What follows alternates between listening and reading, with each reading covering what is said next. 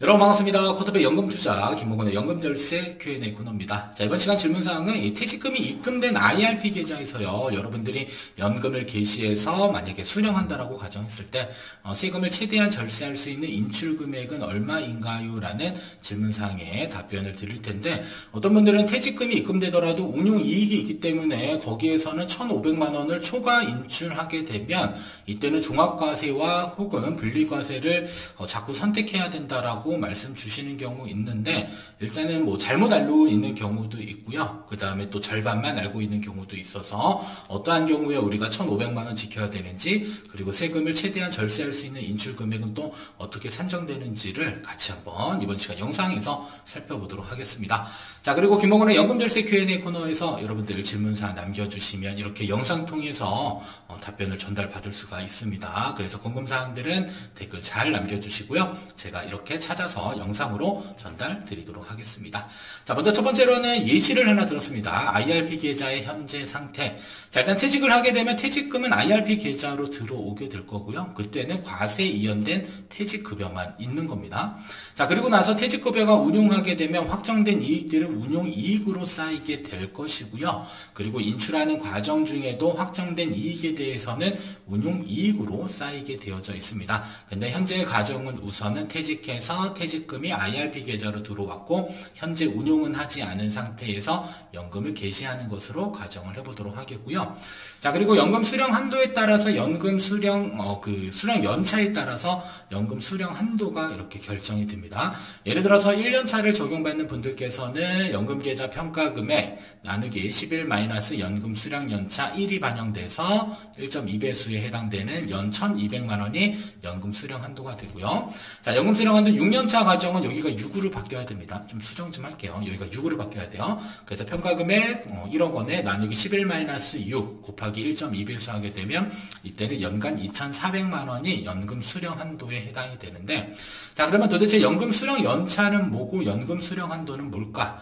자, 그러면 퇴직급여의 경우는요, 회사에 재직 중일 때 DB형 혹은 DC형을 선택하게 되어 있습니다. 어떤 분들은 DB형에서 DC로 전환되는 경우도 있고요. 어떤 분들은 DC부터 시작하는 경우 있는데, 일단 중요한 것은 회사에서 퇴직연금 가입을 2013년도 3월 이전에 한 경우, 자, 이때는 일단 만 55세에 연금 개시하게 되면요, 수령 연차는 6년차가 적용이 되고요. 자, 그리고 2013년도 3월 이후에 퇴직연금을 가입하신 분들은 만 55세에 연금 개시하면 연금 수령 연차는 1년차가 적용이 됩니다. 자, 그러면 2014년도 3월 이전에는 6년차가 적용되고 2013년도 3월 이후에 1년차가 적용되는 이유는, 일단은 연금 계좌와 관련돼서 세법 개정이 한번 있었습니다. 그래서 2013년도 3월 이전은요, 5년 이상만 연금으로 수령하면 됐고, 그 다음에 2013년도 3월 이후의 경우는 10년 이상 연금을 수령을 해야 됩니다. 자, 그러면 이전 거는 5년만 수령하면 되는데 이유가 10년이니까 둘의 차이는 5년이 발생이 되는 거죠. 그래서 이 5년의 갭을 메꾸기 위해서 2013년도 3월 이전에 만들어진 건 6년 차부터 시작하는 거고, 그 다음에 3월 이후에 만들어진 건 1년 차부터 시작합니다. 이것은 이제 퇴직연금과 연금계좌에 공통적으로 적용되는 부분이니까 잘 기억해 주셔야 됩니다. 따라서 1억 원에 대한 퇴직금이 수령 연차에 따라서 중요한 건 수령 한도가 달라지는데, 자, 도대체 수령 한도는 어디에 영향을 주냐면 세금에 영향을 줍니다. 세금에. 자, 그러면 어떠한 세금에 영향을 주고 있는지를 일단 자세히 하나씩 살펴보면 크게 4가지로 구분할 수 있습니다. 자, 먼저 첫 번째로는 IRP 계좌에 만약에 납입했는데 세액공제를 적용받지 않은 납입액들이 있다라고 한다면 얘네들은 가장 먼저 돈이 빠져나옵니다. 그리고 공제를 안 받은 금액들은요, 세금 없이 그냥 자유롭게 인출할 수 있습니다. 얘네들은 연간 1,500만 원 이런 거 신경 안 써도 되고요. 연금 수령 연차 한도 이런 거 아무것도 적용 안 됩니다. 그냥 1순위로 인출이 되고 세금 없이 인출 가능하다, 이렇게 보셔야 되겠고요. 자, 두 번째로는 과세 이연된 퇴직소득이 들어있으면 얘네들은 2순위로 먼저 돈이 빠져나오게 됩니다. 그리고 퇴직소득은 원래대로 분류과세예요.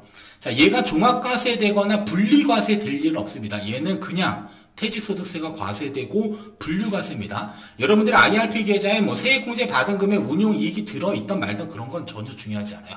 그냥 퇴직소득이 빠져나가면 걔는 분류과세되고 얘가 뭐 1,000만 원이 됐던 1억 원을 빼더라도 얘는 그냥 퇴직소득세 과세 대상이지 연간 1,500만 원 연금소득세 과세되고 넘어가면 뭐 종합과세된다 이런 것들과 아무런 관계가 없습니다. 자꾸 이 퇴직급여 부분과 그 세액공제 받은 금액과 운용이익을 혼합해서 생각하시는데 여러분들 연금계좌에서의 연금 인출 시 세금은 소득 재원에 따른 세금인 거지 그 계좌 안에 있는 여러 가지 돈의 속성들을 뭐 종합해가지고 뭐 1,500만 원 넘어갔다, 넘어가지 않았다 이런 것들을 신경 쓸 필요는 없습니다.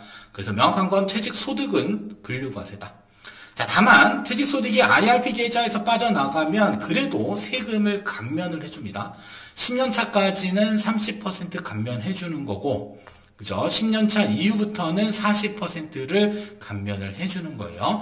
예를 들어서 나의 퇴직소득 실효세율이 10%다라고 가정했을 때 여러분들이 만약에 IRP 계좌에서 1,000만 원을 인출하게 되면 여기에 세율은 10%가 적용돼서 실질적으로 퇴직소득세는 100만 원이 나가야 되는데 IRP 계좌 안에서 퇴직급여가 빠져나간 거니까 이때는 10년차까지 30% 감면.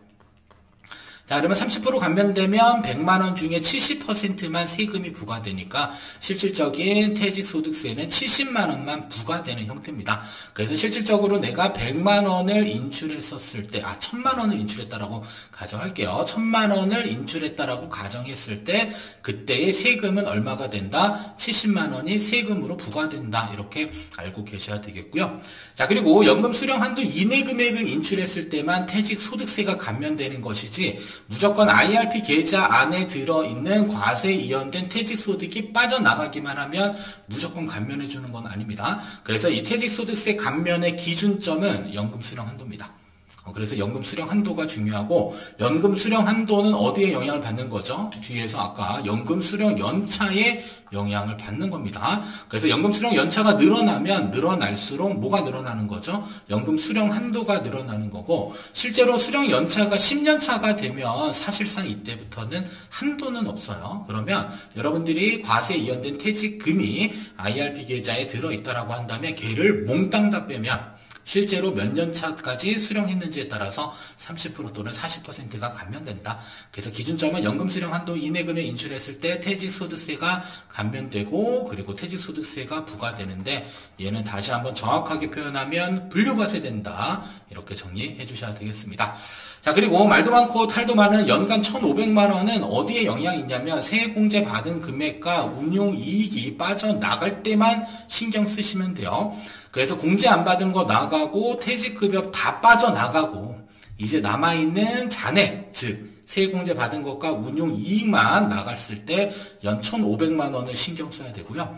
자, 그리고 세액공제 받은 금액과 운용이익은 다른 계좌에도 들어있을 수 있잖아요. 우리가 만약에 연금저축을 여러 개를 가지고 있다라고 가정했었을 경우에는 이때는 세액공제 받은 금액과 운용이익은 전체 연금계좌에 통합해서 1,500만 원을 넘지 않아야지 우리가 흔히 알고 있는 저율과세, 그래서 뭐 5.5%에서 뭐 4.4% 그리고 3.3%의 세율이 적용이 되는 것이지 전체 통합해서 연 1,500만 원 초과되면 이때는 여러분들 종합과세나 분리과세를 선택해야 됩니다. 근데 조심하셔야 될 것은 전체 계좌의 1,500만 원이 아니라 전체 계좌 중에서 세액공제 받은 금액과 운용이익이 빠져나갔을 때 걔네들 1,500만 원은 통합하는 거지 자꾸 뭐 퇴직소득세가 어디서 빠져나간 것과 또 연금계좌에서 뭐 세액공제 받은 거 운용이익이 빠져나간 거 모두 다 통합해서 연간 1,500만 원 적용돼요 라고 하면 자꾸 틀린 주장을 하고 계신 거니까 자꾸 댓글에 여러분들 그렇게 남겨주시면 안 됩니다. 꼭 잘 확인하셔서 혼동이 없길 바랍니다. 자, 그러면 사례의 경우 인출시 세금은 과세에 의한 퇴직소득만 있으니까 1억 원까지는 계속 빼면요. 퇴직소득세만 과세되고 분리과세 되는 거고요. 그리고 실질 수령연차 10년차까지는 30% 감면, 11년차부터는 40%가 감면되는 겁니다. 자, 그리고 나서 퇴직금 원금이 싹 빠져나가면 이때는 쌓여 있을 거는 이제 운용이익만 쌓여 있겠죠. 그래서 운용이익이 빠져나갈 때는 일단 연금 수령 한도 이내 빼야 되고요. 그리고 연간 1,500만 원을 초과하지 않게 인출했었을 때 어떻게 된다? 저율 과세된다. 그래서 자꾸 강조드리지만 인출 시 퇴직소득세가 과세되고 분류과세된다. 그리고 연금소득세와는 전혀 무관하고 연간 1,500만 원도 전혀 무관하다. 그래서 퇴직금이 빠져나가는 이 IRP 계좌의 퇴직소득에 대한 소득 재원은 퇴직소득세가 과세되지 연간 1,500만 원은 제발 신경 쓸 필요가 없습니다. 따라서 연금수령 한도에 따른 세금은 연금수령연차 1년차까지는 1,200만 원까지 인출하면 세금을 가장 절세할 수 있는 겁니다. 이때는 퇴직소득세 30%를 감면받을 수 있고요. 내가 연금수령연차가 6년차 적용된다라고 한다면 이때는 2,400만 원까지가 최대한 절세할 수 있는 한도가 되는 것이고요. 2,400만 원 초과해서 인출 가능한데 근데 여러분들 연금 개시하시잖아요. 그러면 두 가지 선택해야 돼요. 하나는 금액으로 결정하던가 하나는 기간으로 설정해야 됩니다. 여러분들이 막 통장처럼 막 돈을 막 넣었다 뺐다 이렇게 할 수 있는 게 아니라 금액 인출 또는 기간 인출로 정해 놓으시고요. 그리고 나서 내가 금액 인출했는데 돈을 조금 더 빼야겠어 라고 하면 일단 연락해서 추가적인 인출을 요청하시면 되는 거고, 자, 기간으로 설정하게 되면 설정된 기간에 맞춰서 뭐가 연금 수령액이 결정되게 됩니다. 다만 운용 이익에 따라서 그 수령 기간에 따른 금액은 계속적으로 변동 가능성이 있으니까 이런 부분들은 참고로 알고 계셔야 되겠습니다. 그래서 퇴직금 입금된 IRP 계좌에서 세금을 가장 줄일 수 있는 가장 좋은 방법은 연금 수령 한도 이내 금액을 인출했었을 경우에 하나인 거고요. 그리고 중요한 건 퇴직금 원금이 모두 다 빠져나가면 어차피 그 계좌 안에는 운용이익이 있으니까 운용이익에 대해서는 연금소득세가 과세되는 거고요. 이때는 1,500만 원 신경 써야 되는데 이 1,500만 원은 A계좌, B계좌, C계좌에 만약에 운용이익과 그 다음에 세액공제 받은 금액이 빠져나간다라고 하면 얘네들은 통합 적용입니다. 통합 적용 이 부분도 꼭 기억을 해주시면 좋겠습니다. 자, 최종 정리입니다. 자, 퇴직금이 입금된 연금 계좌에서 IRP 또는 연금저축에서 과세에 이연된 퇴직금이 인출되고 있는 경우 연 1,500만 원과는 아무런 관계가 없고요. 자, 그리고 연 1,500만 원은 납입 중 세액공제 받은 금액과 확정된 운용이익이 인출될 경우에만 적용이 되고요. 1,500만 원 미만 인출하면 연금소득세 저율과세 되는 거고, 초과 인출하면 종합과세 및 분리과세, 여러분들이 유리한 것을 선택하게 되어져 있음을 꼭 기억해 주시면 좋을 것 같습니다. 자, 끝으로 연금 투자 의사결정 내리기 어렵다라고 판단되시면 쿼터별 자산운용의 연금 자문과 글로벌 투자 서비스들을 활용해 주시길 권장 드리면서 이번 시간 영상 모두 마치도록 하겠고요. 자, 항상 궁금사항 있으면 여러분들 김홍곤의 연금절세 Q&A 코너에서 여러분들에게 이렇게 영상으로 답변 전달 드리고 있으니까 많은 참여와 관심 부탁드립니다. 그래서 이번 시간 영상은 여기서 모두 마치도록 하겠습니다.